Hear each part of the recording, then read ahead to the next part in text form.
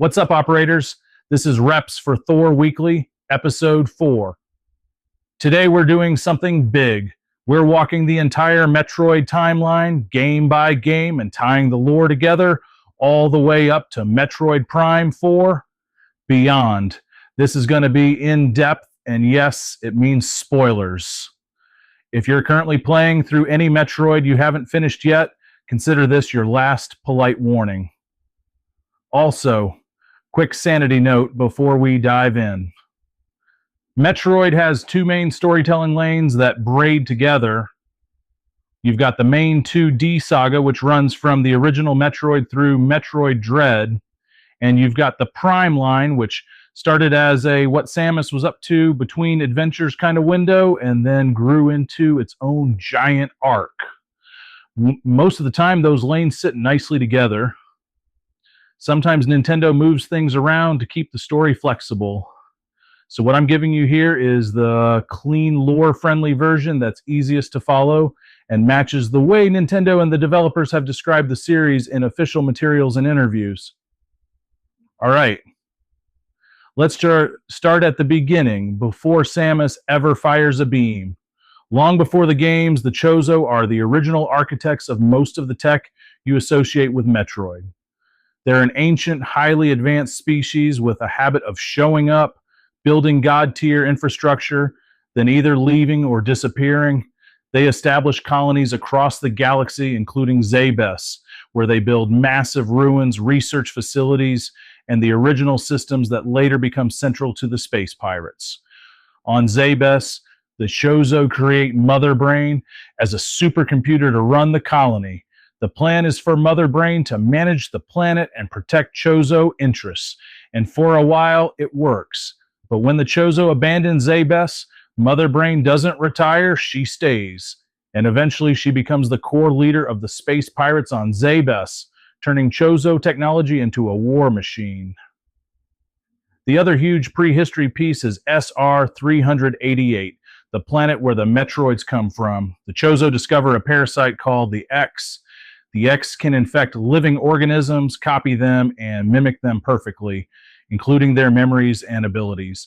It's basically the galaxy's worst case of what if identity theft was a biology problem. To contain the X, the Chozo engineer a predator species, the Metroids. Metroids are designed to hunt and drain life energy, and crucially, to prey on the X. That's their purpose. They're living bioweapons created to solve a containment crisis. The Chozo keep them on SR-388 under control, and in later lore, it's implied different Chozo factions had different views on weaponizing these creations. Now, the story of Samus begins with tragedy. She's born on the colony K2L. Space pirates attack the colony, killing her parents. She survives, and she's taken in by the Chozo. She's raised and trained by them, and she's infused with Chozo DNA so she can survive harsh environments and use Chozo tech. Eventually, she becomes a Galactic Federation bounty hunter, but the core of her identity is this mix of human willpower and Chozo legacy. With that foundation in place, we hit the first game, Metroid, and its remake, Metroid Zero Mission. This is the mission that defines Samus's early legend. The space pirates have stolen Metroids from SR-388 and are experimenting with them on Zebes. The Galactic Federation wants the threat eliminated. Samus goes to Zebes alone, fights through pirate forces and ancient Chozo ruins, and confronts Mother Brain. She destroys Mother Brain, collapses the pirate operation, and escapes as Zebes begins to self-destruct in the remake's expanded ending. This is also where you get the famous reveal that the armored bounty hunter is Samus Aran, and she's absolutely not what the pirates expected. Now, after this first Zebes mission, the timeline opens into the Prime era. Metroid Prime starts with Samus, responding to a distress call from a Federation frigate. She boards it, finds it infested, and ends up chasing space pirates to Talon 4.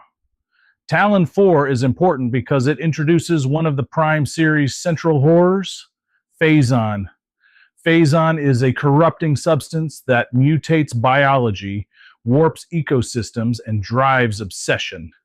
The space pirates want it as a weapon and as a power source. The Federation wants to understand it, and the planet itself is being twisted by it. On Talon 4, Samus uncovers ruins that show the Chozo were there too, and that they tried to contain Phazon but were ultimately destroyed by it. She fights through pirate labs, mutant creatures, and Chozo ghosts, and finally confronts the Metroid Prime itself, a unique Phazon mutated apex creature. When she defeats it, something critical happens. The creature's essence becomes Dark Samus, a Phazon-based doppelganger of Samus. That is the moment the Prime saga becomes personal. Phazon isn't just a substance now, it has a face. Her face. Next comes Metroid Prime Hunters. This one is sometimes treated like a side story, but it matters because it introduces a major recurring character, Sylux. The setup is that a mysterious ultimate power is discovered in the Alembic cluster, and multiple bounty hunters race to claim it. Samus competes against rivals, including Sylux, a hunter with a deep grudge against the Federation, and by extension against Samus. The ultimate power turns out to be Guerrilla, a dangerous entity sealed away by the ancient Alembics. Samus defeats it, but the real long-term takeaway is that the hunter ecosystem exists, and Sylux is now on the board as a specific kind of antagonist. Not a monster, not a pirate general, but a person with motives, a history, and a vendetta. Then we hit Metroid Prime 2, Echoes. Samus arrives at planet Ether, originally a world of peaceful sentient Luminoth. Phazon exposure and a catastrophic event split Ether into two dimensions, light ether and dark ether. Dark ether is hostile, toxic, and ruled by the Ing, shadow creatures that can possess living beings. Dark Samus is here too, using Phazon and manipulating the conflict. Samus works with the Luminoth, restores planetary energy, and defeats the Ing threat. Dark Samus escapes, but the Prime story keeps escalating. Phazon is spreading, Dark Samus is evolving, and the galaxy is slowly waking up to the fact that this isn't a contained mess anymore. Metroid Prime 3, Corruption is the big war chapter. The Federation is fighting the space pirates across multiple worlds. Dark Samus is now effectively leading the Phazon corruption effort. Samus and other bounty hunters are infected with Phazon during an ambush, and Samus has to manage her own corruption while hunting down Phazon sources. This game introduces a brutal theme. The thing you're fighting is inside you now. Samus uses PED technology to control Phazon, which is like installing a steering wheel in a car that's already on fire. She goes planet to planet, shutting down Leviathans, the Phazon seeds that spread corruption. Ultimately, she reaches Phase, the Phazon homeworld, the source of it all. Samus destroys Phase. With the source gone, Phazon across the galaxy collapses, and Dark Samus is finally destroyed. That's the end of the original Phazon arc. It's the Prime Trilogy's equivalent of we killed the root of the problem, not just the symptoms. After Prime 3, we get Metroid Prime, Federation Force. This one shifts perspective to Federation Marines, but it's still part of the Prime thread. The Federation is cleaning up the mess left by the space pirates. Pirate remnants are still active, and the Federation is trying to stabilize the region. The key lore moment is the ending stinger. Sylux appears and steals a Metroid egg. That is not subtle. That is Nintendo planting a flag that says, this is where we're going next. Sylux has a Metroid now, and that's a galaxy-scale problem, because Metroids are not supposed to be in the hands of someone who hates the Federation and has no interest in ethical containment. Now, shifting back to the 2D mainline saga, we arrive at Metroid 2, Return of Samus, and its modern remake, Metroid, Samus Returns. The Federation decides the Metroids are too dangerous to exist at all. Samus is sent to SR-388 with one mission: exterminate the species. This is one of the most morally heavy missions in the series, because you're not stopping experiments anymore. You're wiping out an entire engineered species that was created for a reason. Samus fights through SR-388's caverns, encounters Metroids in multiple evolutionary stages, and learns that Metroids aren't just jellyfish vampires. They mature, they adapt, they become terrifying. She eventually defeats the Metroid Queen and completes the extermination. But then, the story pivots. Samus finds a lone Metroid hatchling. It imprints on her like she's its mother. This is the baby. Samus chooses not to kill it. She brings it back to the Federation for study. That single choice changes the entire franchise. It's compassion, it's curiosity, and it's also a giant risk. From there, we go to Super Metroid. The Federation is studying the baby Metroid on Ceres Station when Ridley, the space pirate commander, attacks, kills the scientists, and steals the baby. Samus follows him back to Zebes. Mother Brain is back, the pirates have rebuilt, and the situation is worse than before. The baby Metroid has been used to enable new pirate bioweapons and to power their ambitions. Super Metroid is the iconic return to Zebes. Samus fights through familiar zones now twisted by new threats, takes down Kraid and Ridley, and reaches Mother Brain. The final battle is one of the most famous moments in Nintendo history. Mother Brain nearly kills Samus. The baby Metroid intervenes, drains Mother Brain, and transfers energy to Samus. Saving her, then Mother Brain kills the baby. Samus, empowered by the baby's energy, annihilates Mother Brain. Zebes explodes. Samus escapes. The space pirate base is wiped out. Mother Brain is gone, and as far as the galaxy is concerned, the Metroids are extinct. That would be a clean ending. Metroid does not do clean endings. Next is Metroid. Other M, which takes place after Super Metroid and before Fusion. This one is controversial in tone and characterization, but its core plot elements are part of the larger continuity. Samus responds to a distress signal from a Federation facility called the Bottle Ship. She works alongside Federation soldiers, including Adam Malkovich, her former commanding officer.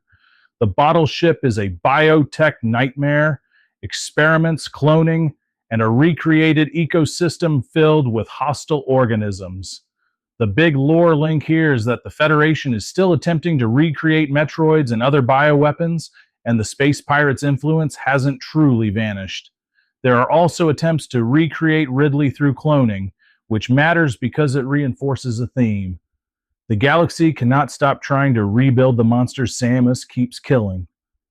The Bottle Ship incident ends with Samus eliminating the threat, but it sets the stage for the next era where the Federation's actions become a major source of danger. Now we hit Metroid Fusion, and this is where the entire franchise's meaning shifts. Samus is sent with a research team back to SR-388. The team discovers parasites, and Samus is infected by an X. She nearly dies. The Federation saves her by surgically removing parts of her power suit and injecting her with a vaccine derived from Metroid DNA. This cures her because Metroids are the X's natural predator. But there's a consequence. Samus is now part Metroid, genetically and biologically.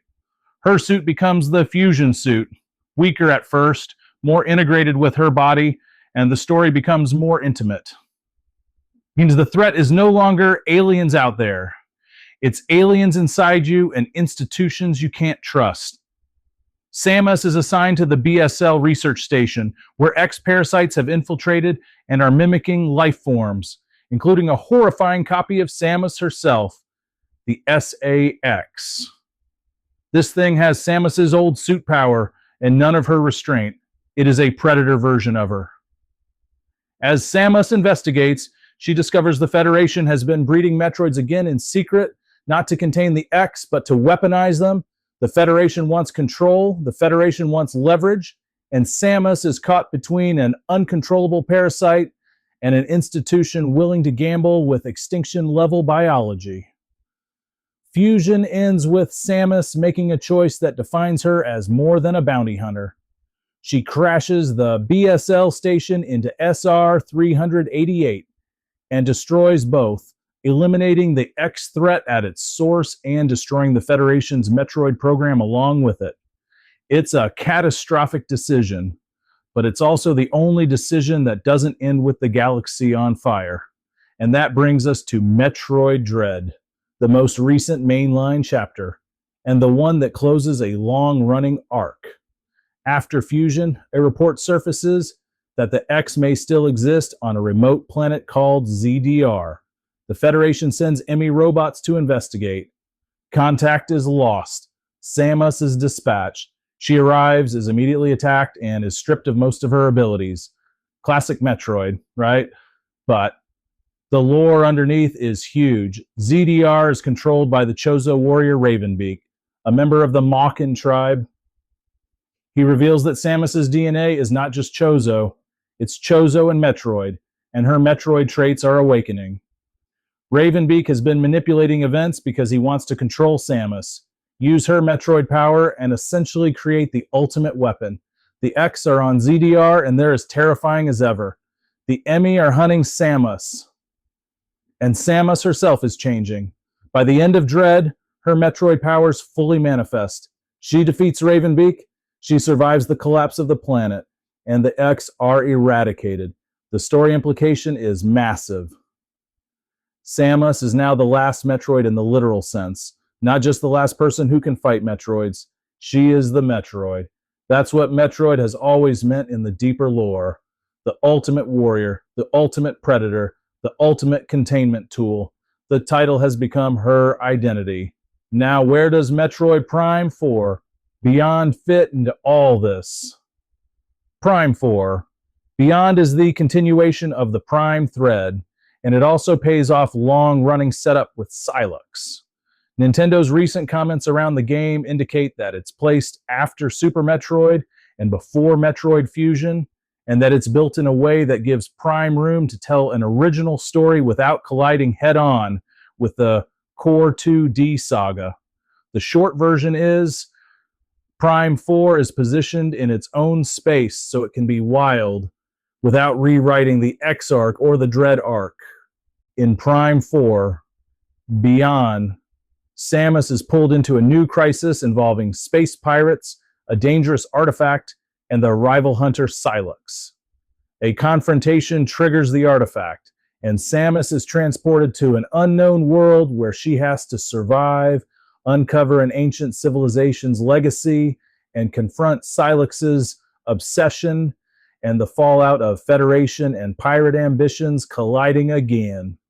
Prime 4 also introduces new abilities for Samus tied to psychic-style powers, and it leans into the idea that the Prime line is exploring stranger, more cosmic threads, while the 2D line drives the core Metroid and X biological story.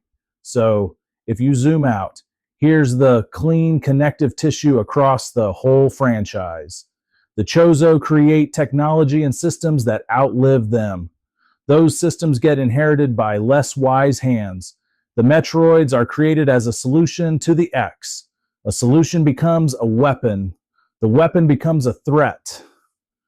The space pirates are the recurring opportunists. They see a thing, they steal it, they weaponize it, they spread it. The Galactic Federation is the recurring institution. Sometimes it's the good guys trying to contain chaos. Sometimes it's the risk, because it can't resist the temptation to turn existential threats into tools. And Samus is the pivot point. She is trained by the Chozo, shaped by loss, and repeatedly forced to make choices that governments and armies are too slow, too political, or too compromised to make. When the galaxy hesitates, Samus acts. That's why the Metroid timeline feels coherent even when the details shift. The themes stay consistent. It's always about containment, corruption, and control. Who should have power? Who gets to decide what's too dangerous to exist? And what happens when you build something you can't unbuild? Now, if you want the simple chronological watch order version as a listener, the spine looks like this. Metroid Zero Mission, Metroid Prime, Prime Hunters, Prime 2 Echoes, Prime 3 Corruption, Federation Force, then Prime 4 Beyond, then Metroid Samus Returns, then Super Metroid, then Other M, then Metroid Fusion, then Metroid Dread. And if you play the originals instead of the remakes, the story beats are the same, but the remakes give you modern context, cleaner lore connections, and honestly, fewer moments where you're lost because an 80s map system hates you personally. All right, operators, that's the Metroid timeline in one run, from Chozo prehistory to Samus becoming the literal embodiment of the title. Your challenge for this week is simple. Pick one Metroid game you've never finished and commit to it. Not speedrunning, not 100%. Just finish it. And pay attention to what it says about the galaxy's two biggest addictions, power and control. Because Metroid isn't just about doors and missiles. It's about what happens when every faction thinks it can safely hold the most dangerous thing in the room. This is Reps for Thor in transmission.